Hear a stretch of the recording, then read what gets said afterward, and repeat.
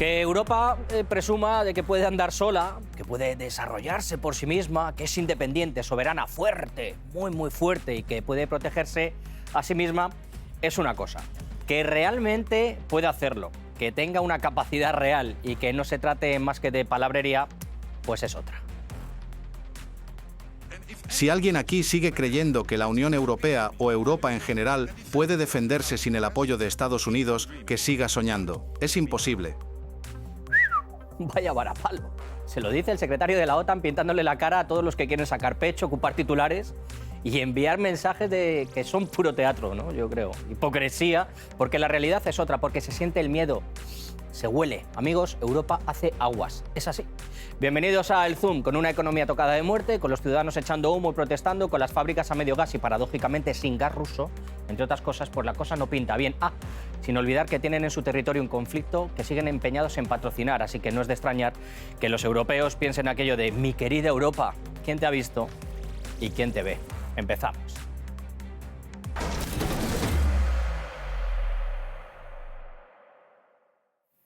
Decía Freud que si dos individuos están siempre de acuerdo en todo, se podía asegurar que uno de los dos estaba pensando por ambos. Y esto es lo que ha sucedido durante muchos años, hasta ahora, en el matrimonio, en la pareja Europa-Estados Unidos. Una pareja que vive una crisis, yo creo, sin precedentes, en la que los desaires y los desplantes se han vuelto en el pan nuestro de cada día. No, estimado Mark Rutte, los europeos pueden y deben hacerse cargo de su propia seguridad. Incluso Estados Unidos está de acuerdo con ello. Ese es el pilar europeo de la OTAN. Ah, sí, ahora me entero que ese es el pilar fundamental de la OTAN, pero no lo era esa unión euroatlántica, la mutua protección. No lo era ese binomio que se creía el rey del mambo, ¿verdad?, por todo el planeta con el brazo militar, porque lo que yo veo ahora es un cisma que llega desde que Estados Unidos ha lanzado un misil a la línea de flotación de todo lo establecido, incluyendo a la Organización del Atlántico Norte y a sus relaciones con Europa. Y ese misil no es otro que su estrategia de defensa. Un documento que puede haber pasado desapercibido para muchos, pero no para nosotros aquí en el Zoom, yo creo que tampoco para ustedes y tampoco para los europeos, vaya que tampoco. Porque en él se les plantea ese gran desafío desgranado en varios puntos. Porque primero destruye la narrativa sobre una Rusia que quiere y puede conquistar Europa. Vaya por Dios, se cae el relato. Segundo, les endosa a los europeos un dolor de cabeza, el de la guerra de Ucrania. Casi nada. Y tercero, dice que ellos, los Estados Unidos, son una especie de paracetamol, de medicina, de pastillita, que les puede ayudar a los europeos un poco a paliar esa molestia, ese dolor de cabeza. El departamento incentivará y facilitará que los aliados de la OTAN asuman la responsabilidad principal de la defensa convencional de Europa, con un apoyo estadounidense esencial, pero más limitado.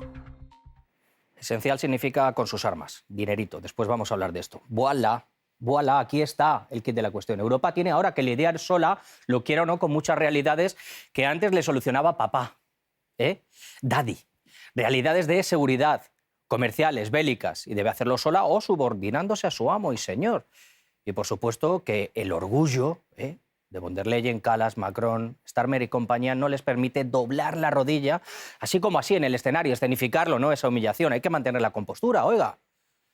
Tenemos que decir que, oye, que nos vamos a seguir reinventando, que con Ucrania estamos a muerte, pero no la suya, con la muerte de los ucranianos. Y que hay que continuar con la rusofobia, aunque nos deje desnudos, aunque nos haga parecer, con perdón, ignorantes por no decir otra palabra. Espero que todos los europeos puedan ver ahora que fue un gran error depender de los combustibles fósiles rusos. Nunca deberíamos haberlo hecho. Hola, señora Frederiksen. Hola, estoy aquí. ¿Me puede explicar, si no le importa eso de dejar de depender de Rusia para pasar a depender de Estados Unidos y pagar mucho más? ¿Jugamos a las 7 diferencias, como me hacían a mí de pequeño? ¿O le parece bastante evidente que este cambio va a traer más de un dolor de cabeza y de bolsillo a sus ciudadanos? Lo llaman diversificación. Le va a traer dolor de cabeza a otros países, aunque dos de ellos, por ejemplo, como Hungría y Eslovaquia, van a presentar demandas en el Tribunal de Justicia de la Unión Europea por este asunto, ¿no? ¿Qué me cuenta de eso, señora ministra? Pues que está intentando curarse su propio dolor de cabeza con todo lo de Groenlandia. Desde aquí le decimos que se mejore, de verdad. En fin, problemas fuera, pero problemas dentro.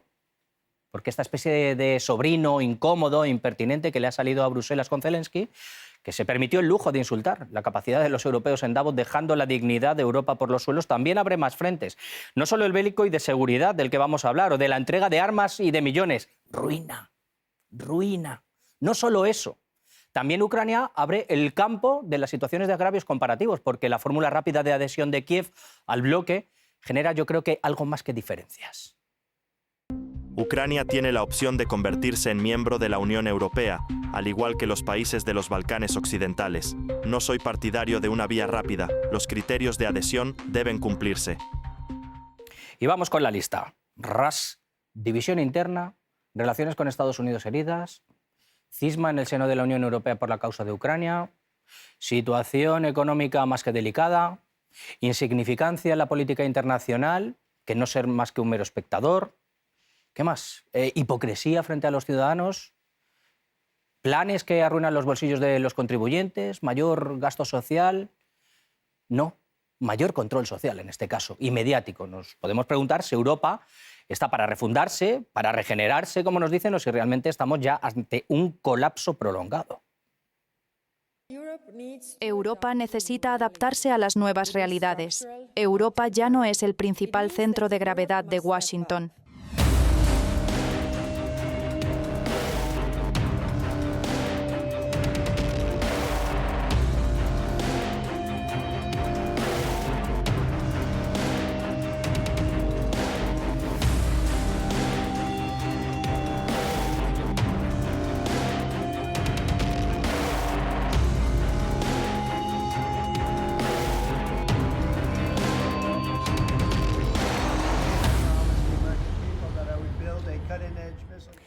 Tiempo de revisar en unos segundos cuáles son nuestras direcciones en las redes sociales. Les agradecemos, como siempre, el seguimiento que nos hacen en todas ellas, sobre todo en nuestro canal de Telegram, donde nuestra comunidad sigue creciendo cada día. Tienen posts, tienen encuestas, tienen vídeos.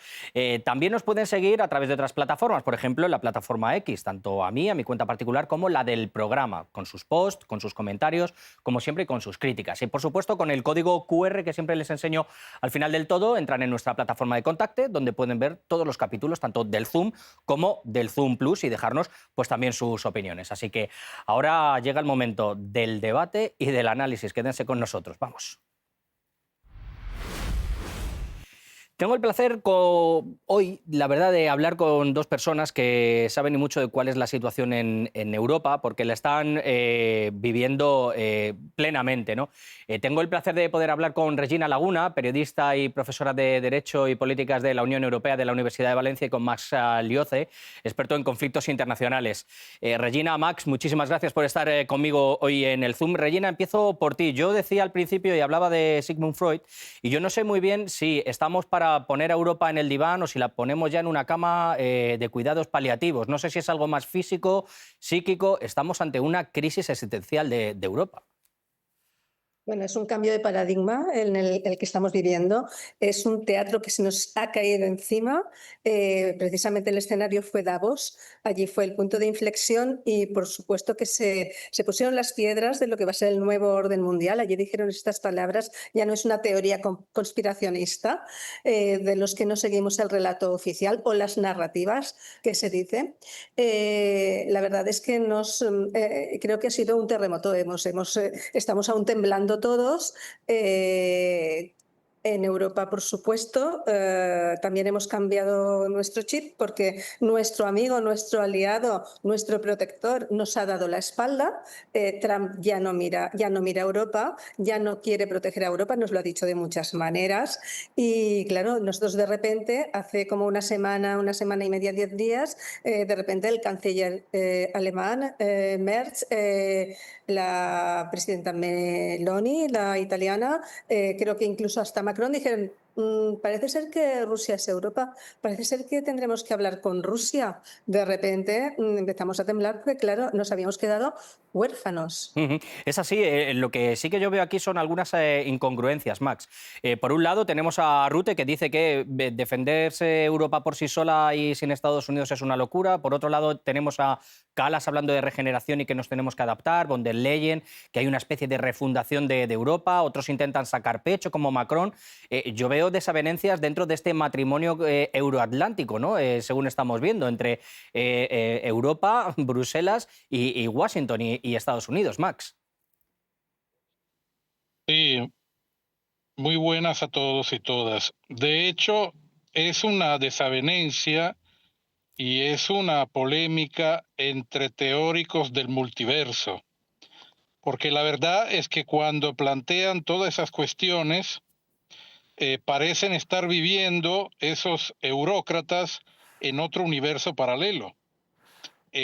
Aquí en Europa ni se está refundando, ni Europa puede defenderse por sí sola, ni puede seguir jugando el papel de gran polo imperialista, porque Europa está en una decadencia que la está llevando a una etapa senil.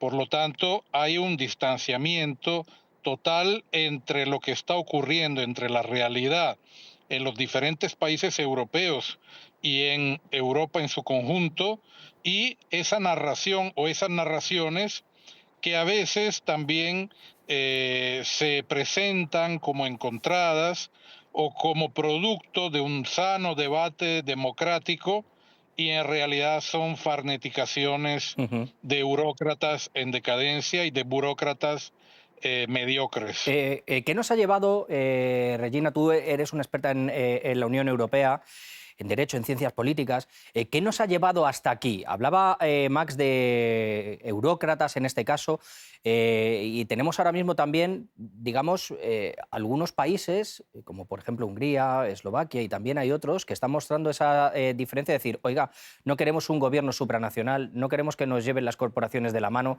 queremos nuestra soberanía, queremos pactar y tener la libertad dentro de esta democracia que se supone que es la Unión Europea, para hacer lo que queramos. ¿Qué nos ha llevado hasta este punto en el que parece que la Europa que conocíamos y ahora, o ese sueño, tiene fisuras? Yo creo que nos vamos a despertar muy pronto, ya no de un sueño, sino de una pesadilla, porque el panorama es desolador en este lado del telón de acero, que se suele decir. Lo que va a llevar es a una división de Europa y yo creo que a una desintegración muy pronto, porque lo que tenemos en estos momentos es una generación de élites burócratas, autócratas en Bruselas, de políticos encabezando los principales países, Estados miembros de la Unión Europea, de muy baja talla intelectual. Además, todos hijos de criados en las faldas de Washington.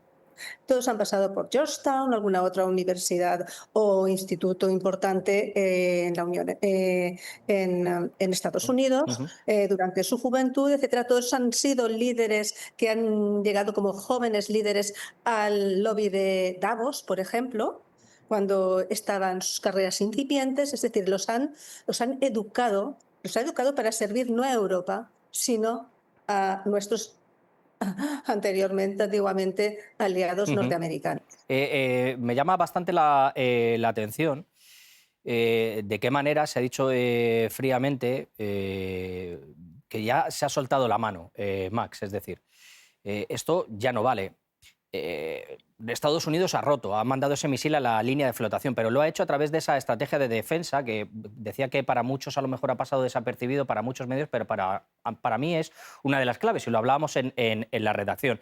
Y en ella, yo no sé, se les ha tenido que poner la carne de gallina cuando dice que Rusia no es esa amenaza que están predicando a los cuatro vientos en Bruselas, Kallas, von der Leyen, Starmer, Macron y compañía, que no es aquello de que viene el lobo, es decir, que este cuento no vale.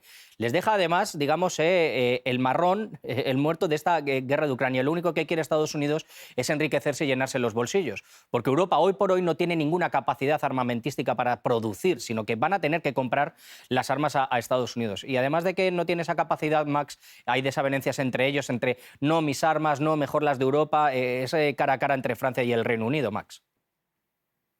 Sí, hay que entender que los gobiernos nacionales, con algunas raras excepciones, dependen totalmente del gran capital financiero de las multinacionales, por lo general estadounidenses, pero también por el capital financiero transnacional arraigado en algunos países europeos y particularmente en Gran Bretaña. Gran capital europeo que ha sido el motor de la desindustrialización en Europa como proceso histórico que ya empezó en firme en los años 80. Por lo tanto, hoy en día cualquier hipótesis de fortalecimiento del complejo militar industrial, o mejor dicho, de la industria de la matanza humana en Europa, inevitablemente choca con esa desindustrialización que en muchos países europeos es un proceso que lleva décadas ya, y por el otro lado también la ausencia de, como ocurría antes, de una fuente energética barata, Claro. estable y garantizada por parte de un país serio como la Federación Rusa. Es decir, los europeos, los eurócratas, son los causantes de sus propios males. Me gusta muchísimo que me hayas dado pie porque era la pregunta que tenía en mente. Hemos visto, y yo hablaba directamente a la cámara con la señora Frederiksen, y la decía que me explicara un poco si esto es lo de las 7 diferencias, ¿no? Y lo vuelvo quizá a decir. Si alguien ha cumplido los contratos de gas, esa ha sido Rusia. Y decir que bien, nos quitamos la dependencia como si fuera una especie de narcótico, nos quitamos la dependencia de Rusia para hablar de diversificación, cuando te estás enganchando al GNL de Estados Unidos pagando hasta 3 veces más. Y vemos que el mismo día que se cierra el grifo, que sale todo el mundo aplaudiendo como focas este cierre de grifo, suben los precios del GNL, Regina, en Estados Unidos. Oigan, yo no sé si es que o somos tontos o nos han tomado por ello o qué tipo de pactos están haciendo, Regina. Bueno, lo del gas natural licuado es muy divertido, el estadounidense, porque el ruso no hacía falta licuarlo, nos venía tranquilamente por un gasoducto, ya sea por mar o por tierra, muy cómodamente. Claro, esto viene de lejos, viene de hace más de 10 años, de antes de que el Nord Stream 2 se pusiera a punto, que no en funcionamiento, y cuando se había demostrado que el gas natural, que venía por el Nord Stream 1 estaba favoreciendo la economía europea frente a la norteamericana. ¿Qué pasa? Que aquí tenemos un problema muy grande porque, excepto en la península ibérica, España y Portugal, que somos una isla energética, con 8 regasificadoras, el problema lo va a tener Estados Unidos. No puede abastecer a toda Europa con su gas natural licuado. ¿Por qué? Porque no tiene suficientes desgasificadoras para licuar el gas y enviarlo a Europa. No tiene suficientes. Y el siguiente paso, Europa tampoco tiene suficientes regasificadoras, porque hasta ahora no las ha necesitado. Solo España y Portugal están preparadas con 8 regasificadoras para ese gas líquido que nos llega, reconvertirlo en un producto gasístico, gaseoso, mejor dicho. ¿Qué pasa? Que toda Europa tiene solo 6, nosotros tenemos 8. Están a marchas forzadas intentando construir en la Europa marítima, claro, las regasificadoras para abastecer. No tenemos suficientes ni a este lado ni en el otro. ¿Qué está pasando? Está pasando que lo que vamos a comprar es gas ruso a Estados Unidos. Porque Estados Unidos va a comprar el ruso y nos lo va a vender a nosotros. A mí me llama muchísimo la atención, sobre todo es que estas son unas políticas, desde mi punto de vista, suicidas. Al igual que hay otras, en este tipo de políticas con las gasísticas ya hemos visto que hay desavenencias. He citado antes a Hungría y a Eslovaquia, Max, que van a, pues a elevar al Tribunal Superior de Justicia esas demandas, ¿no? Ante la libertad que ellos tienen de comerciar con quien quieran, porque esto al final parece que estamos en una dictadura en Bruselas. Y también decía que hay desavenencias y que hay grietas y que hay esa división en el tema de Ucrania. Para mí ha sido uno de los factores, por no decir el más clave, que está llevando a que esa desintegración que yo creo que está llevando Europa en proceso, ¿no?, vaya increciendo. Tú que lo sabes bien, que estás ahí en Italia, vaya increciendo. Esa adhesión que quieren de una manera rápida, esos miles y miles de millones que no se saben muchos dónde están y que se les quiere aportar y que Zelensky sigue pidiendo y encima insulta a los europeos en Davos, yo creo que esta piedra de tropiezo, Ucrania, ha provocado o es una de las causas de que Europa haya reventado por varios lugares, ¿no? Se esté desintegrando, Max. Por supuesto, porque es que además a la opinión pública europea le han contado de que el gas que venía de la Federación Rusa se podría reemplazar fácilmente, por ejemplo, con nuevas inversiones en algunos países africanos como Argelia, o inclusive las élites europeas, eurócratas, han soñado y siguen soñando con adueñarse del gas de Palestina.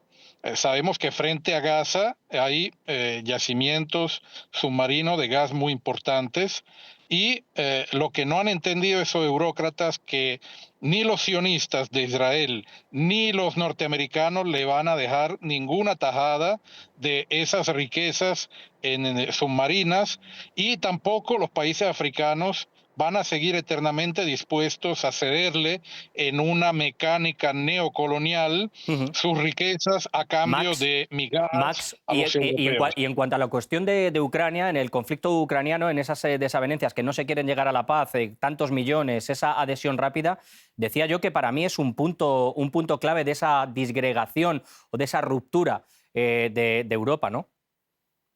Por supuesto, porque Europa ha querido estar en la primera línea de combate en cuanto a financiar al régimen neofascista de Kiev, y en la primera línea de combate va a ser partícipe de una derrota estruendosa que está sufriendo la OTAN a manos del pueblo y de la Fuerza Armada de la Federación Rusa. Ese es el destino que se merecen, y de nada sirven los chillidos ni la fanfarronería diciendo de que Europa puede derrotar a Rusia y que por lo tanto tiene que seguir financiando a Zelensky, el cual, entre otras cosas, muy a menudo hace declaraciones atrevidas y desubicadas, producto de algunas sustancias que dan vuelta por su cabeza y por sus orificios. Lo que sí que está claro es que con esto hay muchas diferencias dentro de Europa. Estamos viendo esa disgregación, esas grietas. También lo estamos viendo en la OTAN, que yo no sé si también está herida o tocada de muerte. Sí que lo decíamos de esta Europa. Y para terminar, Regina, en torno a todo esto, desde mi punto de vista, muchos estados están despertando con el tema de dónde está mi identidad, dónde está mi soberanía, dónde está el concepto de Estado-nación y de qué manera nos están vendiendo esta burra, si podemos decirlo así, porque Europa quiere agregar cada vez más países, y esto, desde mi punto de vista, lo que le está llevando es a la perdición. En apenas un minuto, ¿estamos ante el principio del fin? Bien, el tema de la soberanía nacional de los países miembros de la Unión Europea lo está liderando precisamente la extrema derecha. Esto es un peligro por sí mismo, porque siempre hay que buscar el equilibrio social y sociológico, pero es lo real y es lo que va a pasar. Por eso va a implosionar. La Unión Europea, Europa en sí misma va a implosionar, porque los gobiernos que vamos a tener a partir de ahora van a ser autoritarios, pero van a ser los que van a intentar, digamos, defendernos de un sistema autocrático que ya no tiene nada de democrático cuando ellos mismos no cumplen con un procedimiento democrático para aprobar las propias leyes y tratados internacionales, como el de Mercosur, por ejemplo, como el de la India, que no nos hemos enterado nadie, que pasan por encima de los cadáveres de los miles y miles de sectores productivos de la Unión Europea que ya apenas existen y que se van a encargar incluso el primario. Regina, de la seguridad alimentaria. Nos tenemos que despedir. Mucho de qué hablar de esta casi muerte en vida o de este abismo en el que estamos. Los europeos, lo que había parecido como un sueño se ha transformado en esa pesadilla que nos decías tú al principio. Max, Regina, muchísimas gracias por haber estado conmigo en el Zoom y por haber puesto en el diván o en esta cama de hospital a la Unión Europea, que desde luego está grave. El enfermo está grave, doctor, como se suele decir. Un abrazo muy fuerte. Gracias. Muy bien. Gracias. A usted.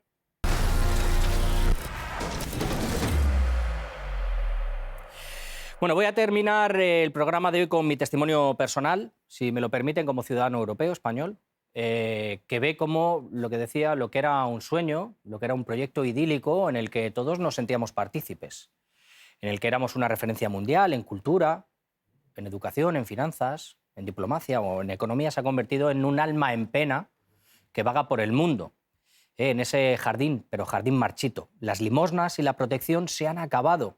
Y como Adán y Eva en el paraíso, en ese jardín, después de pecar, se vieron desnudos, ¿no?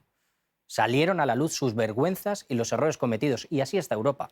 La bofetada de realidad se la ha dado su socio, ¡tac! El que posaba siempre en la foto con él, a su lado, como su mayor aliado, como su colega, como en el que siempre puedes confiar. Pero si recuerdan, lo escuchamos en Davos. Ahora la realidad sale a la luz y la podredumbre de esos sepulcros blanqueados queda en evidencia. El sistema del que los europeos se han beneficiado a costa de otros, del sur global, por ejemplo, para servir a un señor que se mostraba como amigo, se hacía para mantener la hegemonía. Pues ya no funciona porque no les beneficia, porque no les ampara. Lo peor es que han llevado a un lugar maravilloso como es Europa, a unos pueblos prósperos, a una situación de caos, a ser unos lacayos, a estar de rodillas. Y ahora toca remar, achicar aguas del barco, porque el barco está sin rumbo y el barco se está hundiendo. Algunos se aferrarán al poder hasta que no puedan más. Otros, como las ratas, serán los primeros en huir de esa embarcación que hoy por hoy no sabe dónde está su puerto, porque la brújula se ha roto. Nosotros nos marchamos, ya saben dónde estoy. Escríbanme. Chao.